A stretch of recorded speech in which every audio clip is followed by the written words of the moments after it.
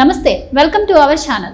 ఆంధ్రప్రదేశ్లో ఎన్నికల వేళ వివేక హత్య కేసు సంచలనం రేపుతోంది. అయితే తన తండ్రి మరణంపై ఇప్పటికే సునీతారెడ్డి పలుమార్లు ప్రెస్ మీట్ పెట్టిన విషయం మనందరికీ తెలిసిందే. అయితే తాజాగా ఆవిడ నిన్న పవర్ పాయింట్ ప్రెజెంటేషన్ ద్వారా అక్కడ ఈ కేసుతో లింకులు ఉన్న వాళ్ళ ఫోటోలు అలాగే వాళ్ళ ఫోన్ కాల్స్తో సహా అందరి విషయాలను నేను బహిర్గతం చేసిన నేపథ్యంలో ఎట్టకేలకు ఈరోజు వైసీపీ కడప ఎంపీ అయినటువంటి అవినాష్ రెడ్డి స్పందించడం జరిగింది. అయితే ఈ కేసుతో తనకు ఎలాంటి సంబంధం లేదని, ఇదంతా కుట్రపూరితంగా జరుగుతుందని, దీనంతటి వెనుక కూడా చంద్రబాబు ఉన్నారని చెప్పి ఆయన అయితే మాట్లాడటం జరిగింది. మరి నేపథ్యంలో ఈయన అంత హఠాత్తుగా స్పందించాల్సిన అవసరం ఎందుకు వచ్చింది, ఇన్ని రోజులు ఇన్ని ప్రశ్నలు అడిగితే సమాధానం చెప్పకుండా నిన్న పవర్ పాయింట్ ప్రెజెంటేషన్ ఇచ్చిన తర్వాత మరి ఇప్పుడు ఆయన స్పందించడం, అలాగే ఇప్పటికీ కూడా దాన్ని టీడీపీపై నెట్టే ప్రయత్నం చేయడాన్ని ఎలా చూడవచ్చు, ఈ వివరాలన్నీ తెలుసుకునే ప్రయత్నం చేద్దాం. మనతో ఉన్నారు senior political journalist Durga Kumar గారు. నమస్కారం అండి. సో ఎట్టకేలకు అవినాష్ రెడ్డి స్పందించారు. ఈ కేసులో తనకి ఎటువంటి సంబంధం లేదు అని చెప్తున్నారు. కేసు ఎప్పుడైతే ఈ హత్య జరిగిందో ఆ రోజు నుంచి ఇప్పటి వరకు ఏం జరిగిందో కూడా ఆయన మొత్తానికి ఇప్పుడు ఏవైతే ప్రశ్నలు వేశారో వాటన్నిటికీ కూడా ఆయన సమాధానాలు ఈరోజు చెప్పినట్టే తెలుస్తుంది. అయితే తన తండ్రి కూడా అమాయకుడని, తన తండ్రిని అనవసరంగా జైల్లో పెట్టారని కూడా ఆయన మాట్లాడుతున్నారు. సో ఇప్పటికీ ఆయన అదే మాట చెప్పడాన్ని మనం ఎలా చూడొచ్చు అంటారు? ఎవరైనా ఏ నేరస్తుడైనా తను నేరం చేశానని ఒప్పుకోడమ్మా. ఏదైతే తను ఫస్ట్ చెప్పాడో దానికే స్టిక్ అయ్యి ఉండటానికి ప్రయత్నిస్తాడు ఎవరైనా కూడా. అందులో ఇది చాలా కీలకమైన కేసు. ఇది మామూలుగా జరగల, ఒక రాజకీయ హత్య, తర్వాత ఒక కోల్డ్ బ్లడెడ్ మర్డరు, ఒక కాన్స్పిరసీతో కుట్రతో జరిగిన హత్య. ఇది అందులోనూ ఒక పెద్ద ప్రముఖమైన రాజకీయ కుటుంబానికి చెందిన వ్యక్తి బలయ్యాడు. అక్కడ చంపిన వాళ్ళకి అంత రాజకీయ చరిత్ర లేకపోయినా చనిపోయిన ఆయనకి పెద్ద చరిత్ర ఉంది.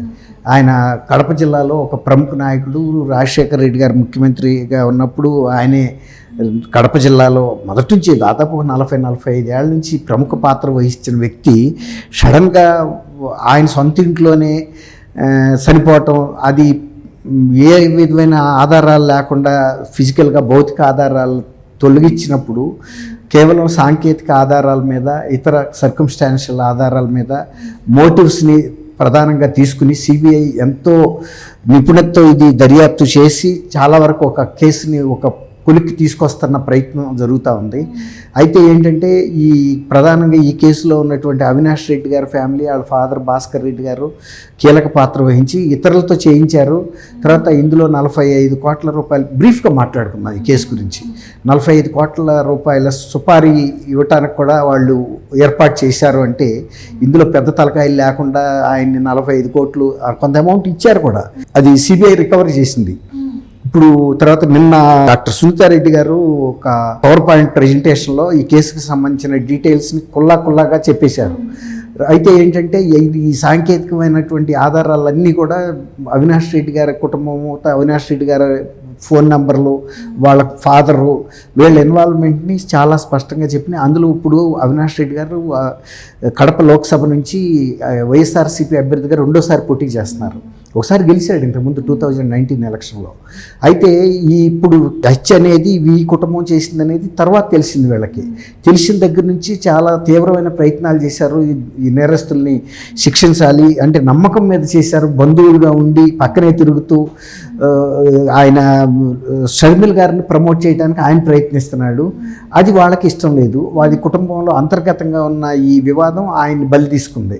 అది మామూలుగా చంపితే కూడా వేరేగా ఉండేది. ఏదైనా ఫ్యాక్షన్ తరహాగా ఎక్కడన్నా బయట నుంచి వస్తున్నప్పుడు అటాక్ చేస్తే వేరే ఉండేది. కానీ ఇది చాలామంది బయట వాళ్ళని ఇన్వాల్వ్ చేసి వీళ్ళ చేతికి మట్టి అంటకుండా ఈ కేసుని నడిపిద్దాం అనుకున్నారు. అది బుమరాంగ్ అయ్యి ఇప్పుడు వాళ్ళ మీద కొంచెం రావటం, తర్వాత ఇప్పుడు షర్మిల, తర్వాత సునీతారెడ్డి గారు బహిరంగంగా వీళ్ళ మీద విమర్శలు చేస్తూ తిరగటం, వివేకానంద రెడ్డి గారు ఒక ప్రముఖమైన వ్యక్తిగా ఉండి ఆ కేసులో అవినాష్ రెడ్డి గారు ఎంతో ముద్దాయిగా ఉండి అదే లోక్సభ నియోజకవర్గం నుంచి పోటీ చేయటం కొంచెం ఆయనకి ఇబ్బందికరమైన పరిస్థితులు వచ్చినాయి. కాబట్టి దీని మీద ఇక నేను ఎట్టి పరిస్థితుల్లోనూ, ఆయన లోక్సభ సభ్యత్వం అనేది చాలా ప్రధానమైన అంశం కదా. అసలు ఈ నేరం జరగటమే ప్రధాన కారణం, అదే కారణం. కాబట్టి ఇవాళ ఆయన ఏం చెబుతున్నాడంటే, బ్రీఫ్గా చెప్తాం. ఇప్పుడు వరకు సిబిఐ చేసింది రాజకీయ ప్రమేయంతో ప్రోద్బలంతో జరిగింది. చంద్రబాబు నాయుడు గారు కేంద్రంలో ఇన్ఫ్లుయెన్స్ చేశాడు. కాబట్టి ఇది మా మీదకి వచ్చేలాగా చేశారు, మేము ఎంతో మనోవేదన చెందుతున్నాము, నాకేదో యాంటిసిపేటరీ బెయిల్ వస్తే పెద్ద రిలీఫ్ దొరికినట్టు అనుకుంటున్నారు, చాలా వరకు ఒక వెసులుబాటు, ఏం వెసులుబాటు దొరుకుతుంది నాకు, నేను అసలు ఆ కేసుతోనే సంబంధం లేనప్పుడు నాకు వచ్చే యాంటిసిపేటరీ బెయిల్, ముందస్తు బెయిల్తో నాకు వచ్చే వెసులుబాటు అనేది ఏముంటుంది ఏముండదు, అసలు నేను నేరస్తునే కాదు, మాకు సంబంధమే లేదు, మా నాన్నకు కూడా ఎంతో పేరు ఉంది పులివెందుల్లో, అట్లాంటిది మరి ఇది లేకుండా కేవలం చంద్రబాబు నాయుడు గారు ఢిల్లీలో ఆయనకున్న రాజకీయ పలుకుబడిని ఉపయోగించి అనేక రాజకీయ వ్యవస్థల్ని, రాజ్యాంగ వ్యవస్థల్ని, వీటన్నిటిని కూడా మేనేజ్ చేసుకుని కేసును మా మీదకు తోశారు. ఇప్పటికైనా సరే సిబిఐ ఈ కేసుని మళ్ళీ దీన్నంతా రద్దు చేసుకుని ఎఫ్రెష్గా వాళ్ళ మీదే కేసు బుక్ చేయాల్సిన పరిస్థితి ఉంటుంది. ఇది సిబిఐ వాళ్ళు ఒక రాజకీయ ప్రమేయంతో మమ్మల్ని ఇరికిస్తున్నారు తప్ప ఈ కేసు నిలబడదు.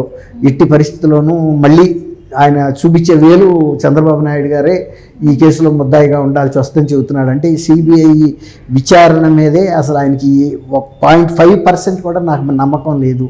ఇది కేవలం రాజకీయ ప్రమేయంతోనే జరుగుతున్న కేసు అన్నట్టు ఆయన చెబుతున్నాడు. అంటే ఈ టెక్నికల్ ఎవిడెన్సెస్ అన్నీ కూడా లోపభూయిష్టం ఫ్యాబ్రికేటెడ్. 3 ఏళ్ల తర్వాత ఎలా చూపించగలుగుతుంది? నా ఇంట్లో ఉండట్టు చూపిస్తున్న వ్యక్తి ఆ రోజు బస్ స్టాండ్లో ఉండొచ్చు. ఎవరో ఒక వ్యక్తి కుర్రాడి పేరు చెప్పి ఆ కుర్రాడు బజార్లో తిరుగుతున్నాడు అని అరెస్ట్ చేశారు. బజార్లో తిరగటం తప్పేంటి? బజార్లో తిరగరా అంటే బహుశా ఇంటి ముందు టచ్ ఆడుతున్న వ్యక్తిని అరెస్ట్ చేశారు కదా, ఇది ఉమాశంకర్ది. అది ఇవన్నీ కూడా ఆయన ఏంటంటే తప్పు సిబిఐదే. అసలు సిబిఐకి ఈ కేసు విచారణలకు సంబంధించి అసలు వాళ్ళకి అనుభవం లేదు. వాళ్ళు ఎవరు చెప్తే అది వింటున్నారు. తర్వాత రామ్ సింగ్ సునీత కలిసిన తర్వాత మాత్రమే ఇన్ని అనుమానాలు, ఇన్ని వ్యవహారాలు బయటకు వచ్చినాయి. అంతకుముందు ఎందుకు రాలేదు?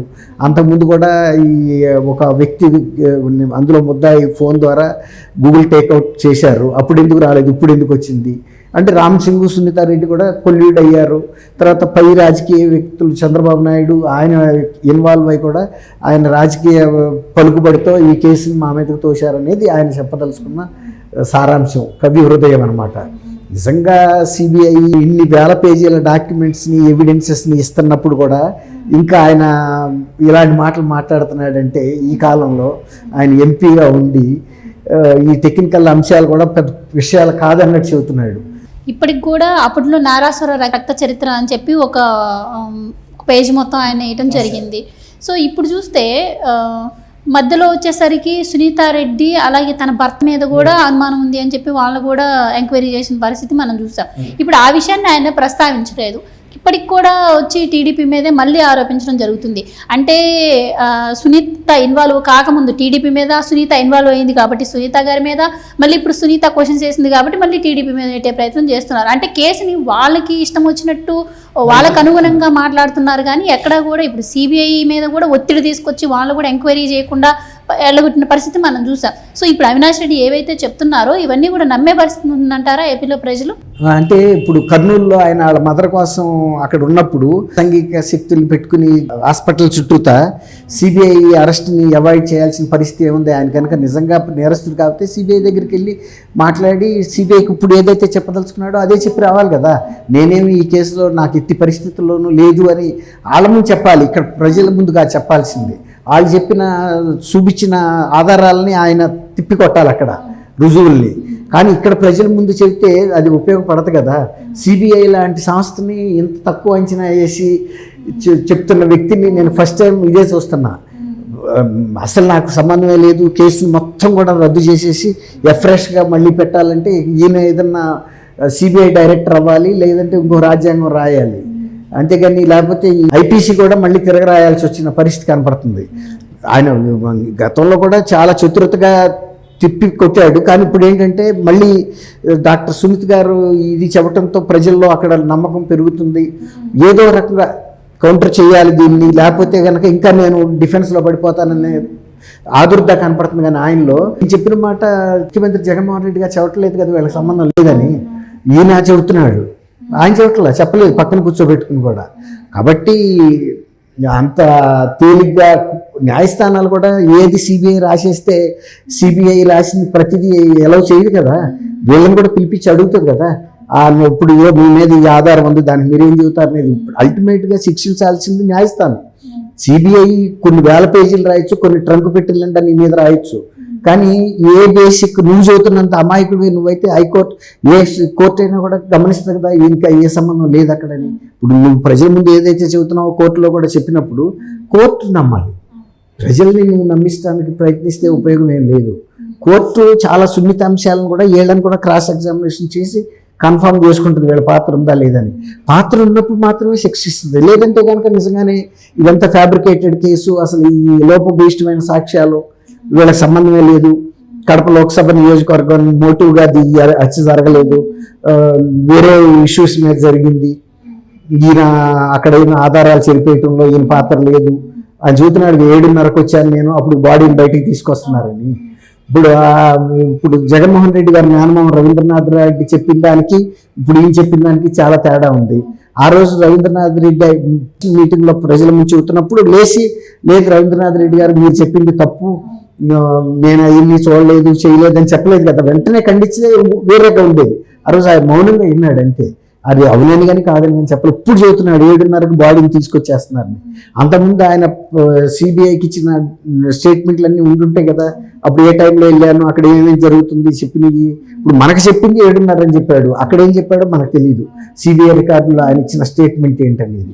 కాబట్టి దాన్ని బేస్ చేసుకుని కోర్టులు శిక్షిస్తే తప్ప చంద్రబాబు నాయుడు గారు కోర్టుల దగ్గరికి వెళ్ళి ఏమీ ఆయన వాదించడు, తర్వాత ఆయన ఇన్ఫ్లుయెన్స్ కూడా చేయలేడు. ఎక్కువ పలుకుబడి ఆయనకి జగన్మోహన్ రెడ్డి గారికి మోడీ గారు ఉండడం వల్లే ఇంత దూరం వచ్చింది ఈ కేసు అరెస్ట్ కాకుండా. ఇప్పుడు అయ్యా తండ్రిని కూడా అరెస్ట్ చేయొద్దంటే సిబిఐ ఎందుకు, చట్టాలు ఎందుకు, ఇక మీరే నిర్ణయించండి, ఏం నిర్ణయిస్తారో మీరే కోర్టు. వివేకానంద రెడ్డి గారి కేసును కొట్టేసి మళ్ళీ ఫ్రెష్గా మళ్ళీ ఆర్డర్ వేసి మళ్ళీ ఎంక్వైరీ వాళ్ళు చేయించాలి. ఇక ఇది కొత్తగా వాదంగా ఉంది ఇది. కాబట్టి కోర్టుల ముందు తేలుతుంది కానీ ప్రజల ముందు ఇదేమి తేలదు ప్రెస్ కాన్ఫరెన్స్ల ద్వారా. అది ఆయన కేవలం సునీతారెడ్డి గారు చేసిన ఆరోపణల్ని తిప్పికొట్టి ఎంతో కొంత ప్రజల్లో అది అతుక్కోకుండా మనసుల్లో చేయటానికి చేసిన ప్రయత్నమే. థ్యాంక్ యూ అమ్మా, వీక్షకులు కూడా.